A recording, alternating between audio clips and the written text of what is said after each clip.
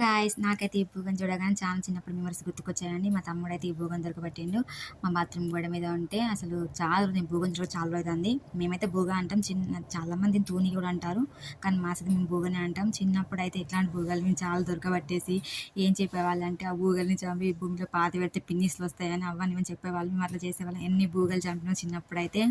అప్పుడు తెలియదు కదా, ఒక ఆటలాగా తెలుసు అది, అప్పుడు అట్లా చంపొద్దు అని మా తమ్ముతో దొరకబడ్డంతో అట్లా పిన్నీసులు చిన్న చిన్న వస్తువులు అంతా భూగలు పట్టించుకోవడం, లేవట్టడంతో ఎలా లేబట్టిందో చూడనుకుంటే అలా చేస్తున్నాడు మా తమ్ముడు అయితే. మేము కూడా చిన్నప్పుడు ఇట్లానే ఆడుకునే వాళ్ళము.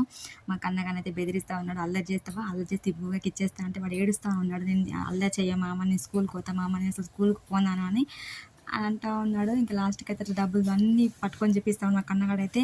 మామ అది పట్టు ఇది పట్టు అనుకుంటా అల్లరి అల్లరి చేస్తూ ఉన్నాడు ఈ భూగం చూసుకుంటా.